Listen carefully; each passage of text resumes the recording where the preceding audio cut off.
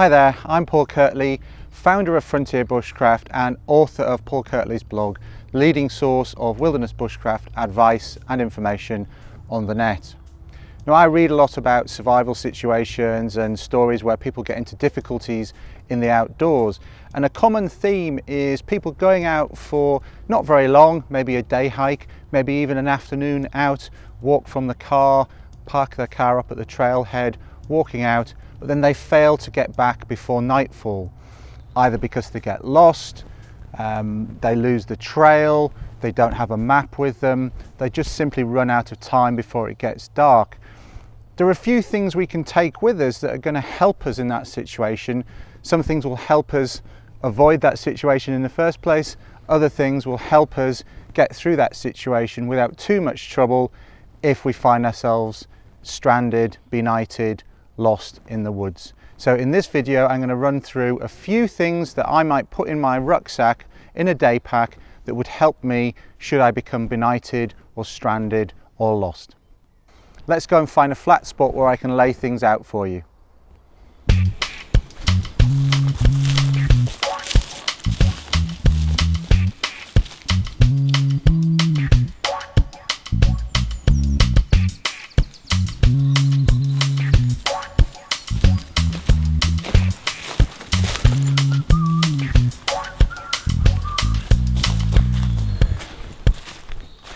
Okay, so this looks like a really good spot. It's a nice dry flat area. I can lay out the contents of my day pack. You can see what I've got, and hopefully that'll give you some good ideas about what you can take in your day pack on your next hike in the woods.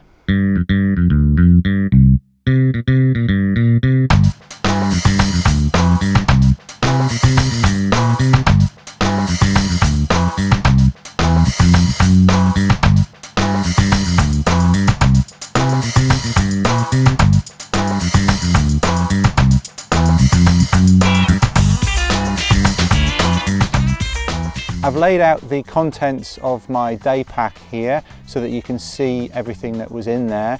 I've also taken a few of the contents of my pocket out that are relevant so that you can see what I've got in there as well. And I'm going to talk you through this step by step and the rationale as to why I have this in here in my pockets and in my bag, and hopefully that makes sense. If you've got any questions, drop me an email. Ask a question under this video in the comments, no problem, I'll get back to you. I'm always interested to hear from people, so interested to hear your opinion, interested to hear your questions and to be able to answer your questions, because if you've got the question, somebody else has probably got the question too. So ask the question, I'll answer it, and that'll help you and it'll help other people, so that's cool. So without further ado, I'm going to talk through what I've got here. Some of it will make absolute perfect sense, some of it is common sense, some of it will be completely obvious to you and you'd be thinking, why is he telling me this? I always do that. Other things might help you, might give you ideas that maybe you didn't have before, but maybe all of it's new to you. Maybe it's just a great checklist for you to work off when you're going out to the woods for the day. So we'll start here. Now, many places that we go, particularly Northern Hemisphere, Northern Temperate Zone, I know a lot of my viewers and readers live in that kind of area, live in Europe, live in Northern Europe, live in North America, and live in places where it rains from time to time. So we're going to need some good wet weather gear. And I take a decent waterproof out with me, whether I'm in the mountains or in the woods. But when I'm in the woods, I take something a little bit tougher, a little bit heavier weight. I spend a lot of time out in the woods. I want something that's quite durable.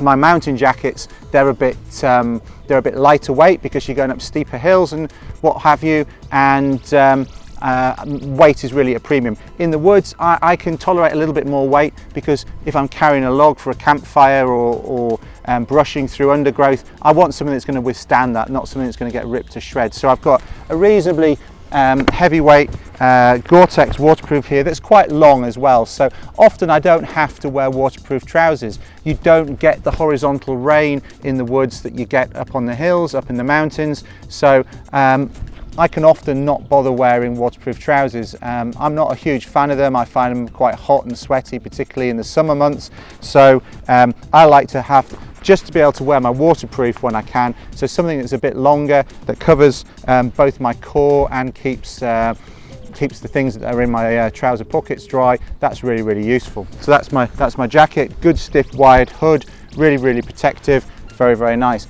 I do carry some waterproof trousers, but again, I carry different set when I'm predominantly in the woods to what I carry when I'm, if I was packing for the mountains, I'd pack lighter weight stuff, simply again because things get a lot more abuse in the woods, that you're pushing through undergrowth, you're dragging stuff back for campfires and what have you, and the stuff that I pack for the woods for the day is the same as I would pack for the woods for the week or what have you, any length of time that I'm spending outdoors or working outdoors, running courses. So these are actually quite cheap. They're about £20 off eBay. They're ex-military. I bought them in really good condition. They're breathable, Gore-Tex similar fabric, and they work really well. They're tough, and I don't really mind if they get a bit of abuse. Whereas my £300 Gore-Tex trousers that I use for ski touring in the winter, I'm not going to really want to take next to the campfire every week because they're going to get trashed. So these are good for the woods, these are good for around campfires, and I'm happy to use them until they fall apart. And they haven't done yet, and I've had them for probably about 8-9 years, so they're very good. But the important point is that you've got some waterproofs. That's the important thing. Hypothermia is one of your biggest risks when you're outdoors, and one of the best ways to avoid getting hypothermia is avoid getting wet. And on that theme, you also need to stay warm as well as dry. So I've got a thin warm layer here, which is my first line of defense. It's a lightweight fleece pullover, really comfortable, doesn't really weigh very much in my pack, but is going to add a lot of warmth to my upper body when I put it on. In addition to that, I might not use it all the time, but it's really worth its weight when I do need it, is a heavier weight fleece. And this one here that I have has a hood as well, so that gives me extra protection if I need it. Remember, if we're thinking about what happens if I get benighted, what happens if I get lost, what happens if I can't get back to the car before nightfall, you might end up having to sleep out.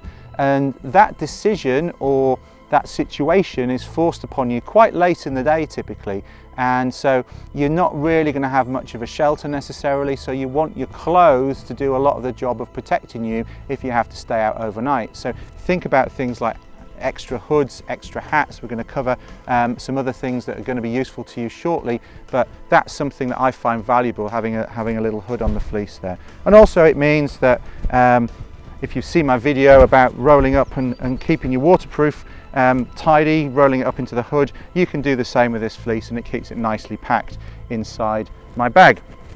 Now, in terms of keeping warm, some really critical things that people often forget, but you'll find in my bag, whether it's winter or the summer. First off, a warm hat. Wool or fleece, something that's still quite lightweight, but is really going to make a huge difference to how warm you feel on a cold day, or even just when you stop for lunch. If you've been working hard and you're quite warm and then you stop, you're going to chill down quite quickly on a colder day. Having a warm hat to put on makes a big difference. And again, if you end up having to spend the night out, a warm hat is going to really help keep you warm. In addition to that, certainly things I think people often forget to take, a head over. And this is again is wool, and I put this on so you can see what that is it's like a scarf, and it keeps this part of me warm. It stops cold air getting here, it traps warm air next to my neck, because I've got blood vessels coming up here and they're always open. Unlike your hands and your feet, which will vasoconstrict in cold conditions, your blood vessels to your brain won't. That means there's hot blood passing close to your skin here all the time. You lose a lot of heat from here potentially. This can make a big difference to how warm you feel, and a big difference to how warm you are. I would say it's equivalent to putting another layer on top in terms of how you feel if you put something around your neck. So carry a scarf or a head over. The reason I like a head over is you can also turn it into a hat. You can wear it almost like a balaclava as well, so it's a useful and flexible item of clothing which doesn't weigh very much, is always in my bag. In addition to that, I always put in a little pair of gloves, even in the summer really. Cold hands are not much fun. Now if I'm out in the winter, I'm going to put some more substantial gloves in there, but these weigh nothing at all really, just a few grams each. Nice and warm. If you're going to have to spend the night out in chilly conditions, that's going to help. Obviously, if you're out in real serious winter conditions, you're going to have to put proper gloves and mittens in there, but we're talking about a general day sack here, and this is something you can throw in at any time of the year. You're not going to notice the weight, but if you need them, you're going to be thankful that you put them in. So they always go in a little stuff sack in there. I put my head over in there, and I also put my hat in there, and I can find them easily. They're not sort of lost in the bottom of my rucksack somewhere. I can get to them when I need them quite easily. Now clearly, a bottle of water, you need a drink during the day. Even if you're planning to drink from a stream or what have you as you go, you want something to be able to store and carry water in between those refill stops. So that's an essential thing. Take the amount of water that's appropriate for where you're traveling and how often you can top up. Some places you hike, you have to carry a lot more water with you because it's hot, you're going to sweat a lot and there isn't much water available. Other places you can carry less water and refill as you go. And we'll talk a little bit more about that in a second. Also, take food with you. Even if you're out for a day, you're going to take your lunch, but remember to take a bit extra. Again, if you have to stay out overnight, you want some calories, you want some things in you that's going to help keep you warm. So I would suggest taking some chocolate bars, maybe some peanuts or nuts or fruit and nuts, things that are going to keep some fats and some sugars going into you, help keep your brain alert with the sugars and feed your body and help you keep you warm as well with the fats and a bit of protein in there as well. So that would be my recommendation. Don't just take the food you think you need for the day, chuck a couple of high energy things in there as well that will help you if you're out longer than you expect or you have some sort of difficulties. Now, just want to talk briefly about some of the things that are in my pocket here.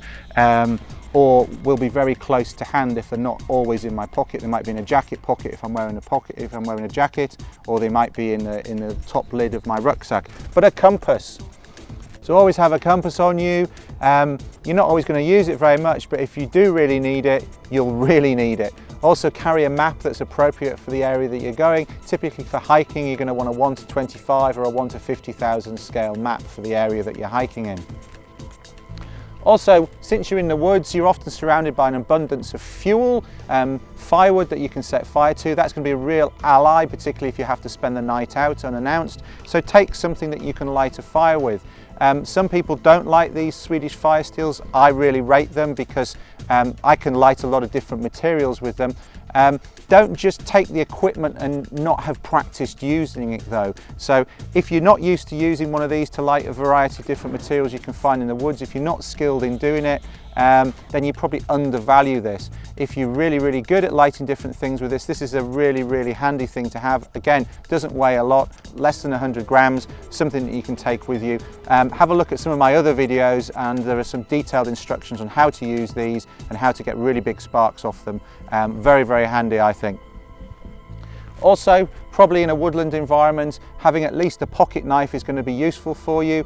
If nothing else, it'll help get into your sandwiches at lunchtime. But in a woodland environment, as I say, there's lots of things that we can do that utilize having a cutting tool that maybe you're not going to do in the mountains, but in the woods, having a knife is really handy. Then at least a small first aid kit, something that will deal with cuts and other things that you're likely to have in the outdoors. Plasters, a bit of tape, a bit of gauze, maybe some painkillers in there as well, is often useful to have. If you want to boost that up a bit, you can take a larger bandage. That's probably the next thing up that you're going to need. You can pop that in the top of your rucksack, particularly if you're with other people. That could be handy to have, and something that I usually throw in. A bit of cordage in your pocket's always handy. String's always useful, and it's one of the things that takes a bit of time to improvise when you're out. So some good strong cordage, again, doesn't weigh much but can be useful. And then a pack of tissues can be useful for fire lighting, but also if you're caught short, if you need to go to the toilet, having some tissues really makes a difference to the comfort of your day. So I would always throw that in. Again, if you're going to have to stay out overnight unannounced, it's more likely you're going to have to go to the toilet, it's more likely you're going to need these, so pop those in. So a few useful pocket contents there that I think pretty much anywhere you go you'd be thankful to have in your pocket if you needed them. So we talked about water, we talked about taking enough food, but also think about taking a metal mug with you, as well as you being able to drink out of it just generally. If you need to create some drinking water, you need to generate some drinking water that is clean, you can do so by boiling. And that's more likely to be achieved in the woods where you've got plenty of fuel and you can light a fire than say if you're in the mountains. So if I'm out in the woods, I typically take a metal mug because then I know if I've got water, I can boil it and make it safe. And then of course, you might take a bit of a brew kit in there, a bit of tea, a bit of coffee, and a spoon's always handy as well. Now, onto some slightly more serious considerations. This is pretty much probably fairly obvious and things that you might have thought about taking already.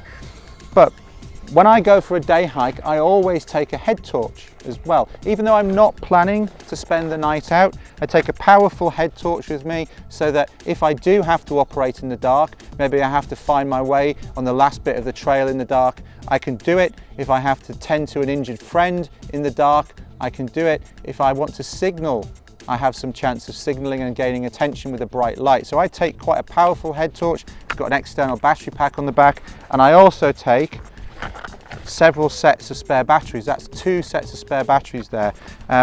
It's a bit of extra weight, but I've spent enough time outdoors in the dark to know the value of a head torch, and it's really, really valuable. As soon as it gets dark in the woods, particularly in the woods where it's darker than out in the open ground because you've got more cover, it becomes very dark in the woods.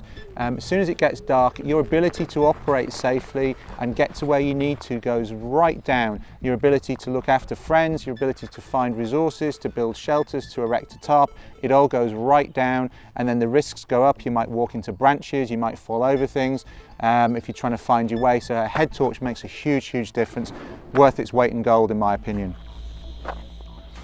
Also, if you're with a group, you might want to consider taking a larger first aid kit, obviously full of items that you're trained and capable of using, but if you're responsible for more people than yourself, you might want a few more items there that you can use to look after people, more of a leader's first aid kit, whereas here I had more of a personal first aid kit just to deal with small likely injuries that happen outdoors.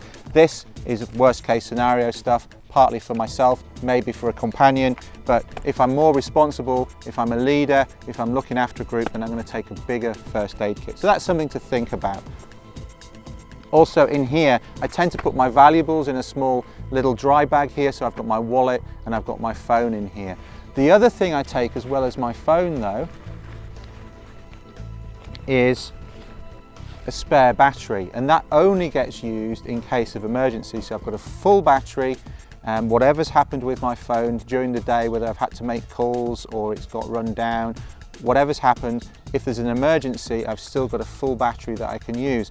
And it's not just about being able to contact the emergency services or be in repeated contact with emergency services, it's also about search and rescue, being able to find you potentially. If you can keep your phone on, search and rescue often now have systems that can triangulate your position and help find where you are, or you can download apps that they can then use to help triangulate your position. So that can be something that's useful to have. I think these days, even though it's nice to be self-reliant and look after yourself using all your other skills, I think you need to think about whether or not it's sensible not to go out with a phone, given the advances in technology that are out there for people to be able to find you if you do have one. Particularly if you're out on your own, obviously that's your decision to make, whether or not you want to be contactable, whether you want to just have to rely on your own skill to get home. But if you do take a phone, I'd recommend you take a spare battery, or if it doesn't have an interchangeable battery, take a spare battery pack, a charger for it, or something that allows you to continue using it longer than you're expecting to use it. Also, maybe something you didn't think about, I wear contact lenses, and I always take spare contacts with me if I'm out for longer. If one gets knocked out, if I poke myself in the eye with a branch and one comes out and I lose it, I'm going to need another one. And if I don't, I'm going to find it harder to find my way. So if you wear spectacles, if you wear glasses, it might be worth you taking spare spectacles as well. I always throw my specs in just in case. If I have a problem with my eye, if I can't put another contact lens in, at least I can still put my glasses on. even though they're not ideal in rainy conditions, for example. I'd rather wear contact lenses. At least I've got some backup. If you can't see, you're really limited in what you can do compared to when you can see 20/20. If you're in the woods, you might want to think about taking a larger knife. I don't always take a larger knife, as I say. I can do a lot with just a decent pocket knife, but that's something that you might want to consider. But think about the model that you take. Don't take something too heavy if you're not planning on using it a lot, but something that's going to serve you well to do a few things if you need to. Possibly what's more important than taking a knife is a folding saw. These only weigh just less than 200 grams. They weigh about 180, 190 grams. So it's not a great weight in your pack, but in terms of sawing materials for making a bit of a makeshift shelter, sawing up firewood for a fire, this is probably much more use to you than a small knife. So I would put that in first and then think about whether you need that or you can make do with just a pocket knife. We're talking day hike here rather than remote wilderness expeditions, remember. But that, I think, is something that if you're in the woods probably should be always in your day pack, because then you can make shelters quickly, or create frameworks for shelters, you can gather firewood quickly of the size that you need much more readily. Now, I mentioned shelters, and a lot of people have this romantic idea that if they're stuck out in the woods, they'll just knock a shelter up really quickly and they can sleep in it with a fire in front. Yeah, that's possible, but you need time to build a good shelter.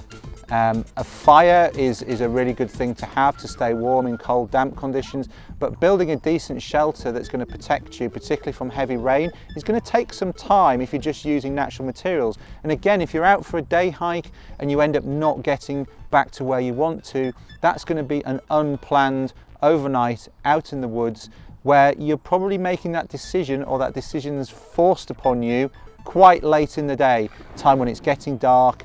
You don't have a lot of daylight hours left, you're probably tired, you might be hungry. Are you then going to build some palace of a shelter that's really well made, that is going to stop the rain getting in? Maybe if you've done it enough times before and you really know what you're doing and you've got a good resource of materials nearby, but it's something to think about. And I would say chucking in something into your day pack that allows you to create a shelter, or at least shortcut some of that shelter building so you can get to where you need to be in terms of weatherproofing much more quickly, is something to consider. Survival bags are often carried by people who go into the mountains because it's a relatively good hypothermia shelter for the weight, and it's going to protect you from the wind, it's going to protect you from the wet, it's going to protect you from exposure hypothermia in the hills. Fewer people who go into the woods carry them, but they're equally useful in the woods to use them as you would in the mountains, and also you can cut them with your pocket knife down two sides and make a tarp out of them. Particularly if you've got a bit of cordage with you for attachment points, you can make a tarp out of these, you can make a lean-to, you can help waterproof another shelter. If you've got a saw, you can cut a framework for it. So that is a useful thing to have, very versatile. Can be used as a survival bag, can be used as an improvised bivvy, can be used as a lean-to, a tarp, all sorts of things, and it only weighs 300 grams. And it's pretty heavy duty as well, it's pretty tough. Another option for the woods particularly is just to take a lightweight tarp with you. If you think you might need it during the day anyway, you can throw it up quickly, have a small fire underneath, keep yourself warm, then that's better to take with you than destroying your survival bag. But obviously a more expensive option, something that I typically put in my bag if I'm in the woods all day rather than above the tree line, below the tree line, alternating. If I'm just going to be in the woods, then a tarp is the thing that I put in, because I may well stop at lunchtime, and if it's raining, like it's starting to now, if it's raining, then I can put this up, I can sit underneath it, I've got some semblance of shelter, and if I have to, I can also light a small fire underneath it, get a nice warm recirculation of air, stay relatively warm there. I can spend a night in there with the clothes that I've got, and this, I can spend a night. It wouldn't be the best night in the world, but with a fire, I'm going to be relatively comfortable, I'm not going to die, and I can continue with my journey in the morning. So again, for a few hundred grams, lightweight silicone tarp, going to give me good coverage, enough coverage for a couple of people, very worthwhile to have in your day pack. And then, since we're on the subject of rain, it's just starting to shower a little bit while I'm doing this. All of this kit, particularly the warm layers, and particularly your clothing, you want to keep dry, you want to keep in good condition. Other things are just going to weigh more if they get wet, so it's worth keeping them dry. Have a dry liner for your rucksack. So, and have something that's bigger than the capacity of the rucksack. So if you've got a 30-litre day sack, get a dry liner that's 40 to 50 litres. That will allow you to roll it over the top and stop any rain getting in. You don't have to be forcing things in. It's bigger than the capacity of the pack that you're using, so as long as you can get the stuff in the pack, you should be able to get it within the dry bag as well. Whereas if you use a dry bag that's too small, then you're having to really force things in. It won't conform to the shape of your day pack. It's going to be harder to pack your bag. So buy something that's 10 to 20 litres bigger than the day pack that you're using. These lightweight dry bags are not particularly heavy. You won't notice them in addition to the weight of your day pack, and they're definitely worth it in terms of keeping all your other equipment dry. And then of course, just a sturdy little day pack is good enough to get all your kit. All of this kit in will go into here, a couple of things into my pocket, and that's you sorted not only for your day out, to have a really good comfortable day out, but if you get into difficulty, then you've got equipment to deal with that. You've also got equipment that's going to help avoid you getting into difficulty. You've got your navigational equipment, you've got your head torch, so that maybe you can do that last few kilometers down the trail back to the car park before you have to spend the night out, whereas otherwise it would be pitch black, you couldn't move, you'd have to spend the night out, and you couldn't really move around either because you've got no illumination, so you can't find a good place to shelter, you can't even erect a tarp very easily, you might walk into a branch. All those things are worth considering. Few extra items in your pack, a folding saw for cutting materials for a fire, those things, okay, you're going to have to carry them around with you for the day, but you know, you're out there for a bit of exercise anyway probably, so a few extra pounds in your bag overall, and if that, is really not going to make a lot of difference. And if you really need the equipment, it will make a lot of difference. So when I read about people who get stuck and get benighted and get lost, it's often because they don't have these things, and then the situation is compounded because they don't have good warm layers, they don't have good waterproofs, they don't have any means of shelter, they don't have a means of lighting a fire. So then their risk really is then hypothermia, which is a more pervasive risk than many people consider, and particularly when you have to stop rather than when you're moving. So these are my recommendations for things to consider putting in your day pack when you're out in the woods. I'm going to pack these away now and get on my way.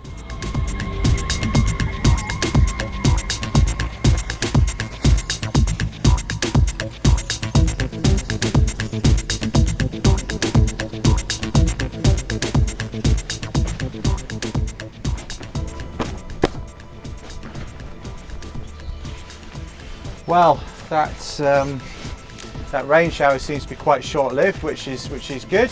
Don't have to put my waterproof on, I can pop that away.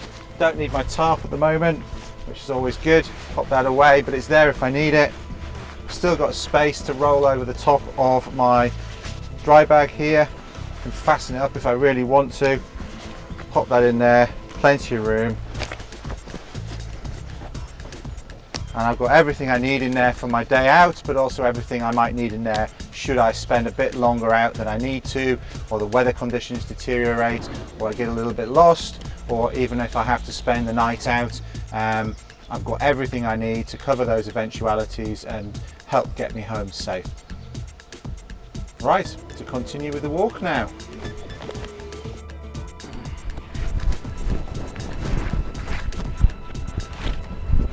So, all good to go.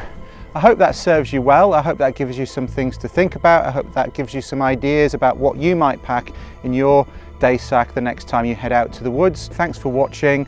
Please go across to my blog where you'll find lots more information about bushcraft skills, survival skills and tips for your outdoor life in general. And also please subscribe to my channel. I'll be posting here regularly.